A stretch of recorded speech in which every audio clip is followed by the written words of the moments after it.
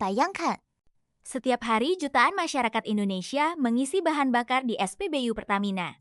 Mereka percaya bahwa BBM yang dibeli sesuai dengan kualitas yang dijanjikan. Namun, pada tahun 2025, Indonesia dikejutkan oleh terungkapnya salah satu kasus dugaan korupsi terbesar dalam sejarah sektor energi nasional. Di tengah pusaran kasus tersebut, muncul nama seorang petinggi Pertamina Patraniaga yang sebelumnya tidak banyak dikenal publik. Namanya adalah Edward Corne, seorang Vice President Trading Operations yang mendadak menjadi sorotan nasional setelah ditetapkan sebagai tersangka oleh Kejaksaan Agung Republik Indonesia. Siapakah sebenarnya Edward Corne?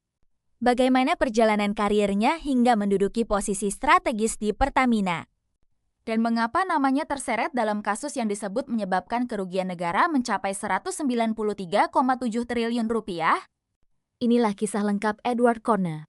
Sebelum namanya menjadi headline media nasional, Edward Corne dikenal sebagai profesional di lingkungan bisnis energi Indonesia.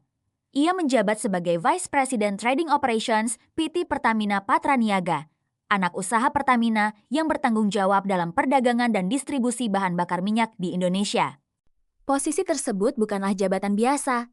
Sebagai VP Trading Operations, Edward berada pada salah satu titik penting dalam rantai bisnis migas nasional. Jabatan ini berkaitan dengan aktivitas perdagangan produk minyak, pengadaan, hingga pengelolaan distribusi produk energi. Menurut berbagai laporan media, Edward juga tercatat memiliki harta kekayaan sekitar 4,3 miliar rupiah berdasarkan LHKPN yang dilaporkan pada akhir tahun 2023. Selama bertahun-tahun, namanya relatif tidak dikenal masyarakat luas. Namun semuanya berubah pada Februari tahun 2025. Kasus ini bermula ketika Kejaksaan Agung melakukan penyelidikan terhadap tata kelola minyak mentah dan produk kilang di lingkungan Pertamina Subholding dan kontraktor kontrak kerjasama atau KKKS. Penyelidikan tersebut mencakup periode panjang, yaitu dari tahun 2018 hingga tahun 2023. Dalam proses penyidikan, Kejaksaan Agung menemukan berbagai dugaan penyimpangan yang melibatkan sejumlah pejabat dan pihak swasta. Pada tahap awal, beberapa tersangka lebih dahulu diumumkan. Namun, penyidik kemudian terus mengembangkan perkara. Hasilnya, pada tanggal 26 Februari tahun 2025, Kejaksaan Agung menetapkan 2 tersangka baru. Salah satunya adalah Edward Corne. Penetapan Edward Corne sebagai tersangka menjadi perhatian besar publik. Pasalnya, Kejaksaan Agung mengungkap bahwa Edward dan seorang petinggi Pertamina Patraniaga lainnya tidak hadir dalam pemanggilan awal penyidik. Karena itu, penyidik akhirnya melakukan penjemputan paksa di kantor yang bersangkutan untuk menjalani pemeriksaan lebih lanjut. Setelah pemeriksaan maraton selama berjam-jam, penyidik menyatakan telah memiliki cukup bukti untuk meningkatkan status Edward dari saksi menjadi tersangka. Momen ini menjadi titik balik yang mengubah perjalanan hidup dan karir Edward Corne. Salah satu alasan mengapa kasus ini menjadi perhatian nasional adalah besarnya nilai kerugian negara yang disebut oleh Kejaksaan Agung. Dalam berbagai keterangan resmi, angka kerugian yang disebut mencapai sekitar 193,7 triliun rupiah.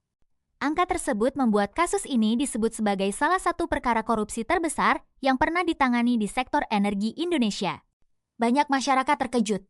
Bagaimana mungkin dugaan penyimpangan dalam tata kelola minyak mentah dan produk kilang dapat menghasilkan kerugian negara dalam jumlah sebesar itu?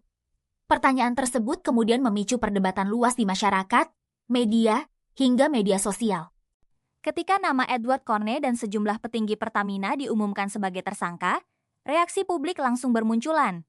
Media sosial dipenuhi berbagai komentar. Sebagian masyarakat merasa marah karena kasus ini berkaitan dengan sektor energi yang menyentuh kehidupan sehari-hari. Sebagian lainnya meminta agar proses hukum dilakukan secara transparan dan profesional. Di berbagai forum diskusi internet, muncul pula perdebatan mengenai dugaan praktik blending BBM, kualitas bahan bakar, dan mekanisme pengadaan minyak mentah. Namun, banyak pengguna internet juga mengingatkan bahwa masyarakat perlu membedakan antara fakta hukum yang telah dibuktikan dan informasi yang masih berupa dugaan atau interpretasi publik. Setelah penetapan tersangka, penyidik terus mengembangkan perkara. Kasus ini tidak hanya melibatkan satu orang, tetapi sejumlah pejabat dan pihak swasta yang diduga memiliki keterkaitan dalam tata kelola minyak mentah dan produk kilang selama periode penyelidikan. Kejaksaan Agung menyatakan akan terus menelusuri aliran dana, pola pengambilan keputusan, serta pihak-pihak yang memperoleh keuntungan dari dugaan penyimpangan tersebut. Publik pun menunggu bagaimana proses hukum berjalan hingga pengadilan. Kisah Edward Corne menunjukkan bagaimana seorang pejabat yang pernah menduduki posisi strategis dalam industri energi nasional dapat berubah menjadi pusat perhatian dalam salah satu kasus korupsi terbesar Indonesia. Apakah Edward Corne benar-benar bersalah? Jawaban akhirnya bukan berada di tangan media, bukan pula di media sosial.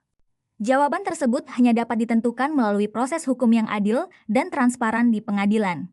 Yang jelas, kasus ini menjadi pengingat bahwa tata kelola sektor energi merupakan urusan yang sangat penting karena menyangkut kepentingan jutaan masyarakat Indonesia.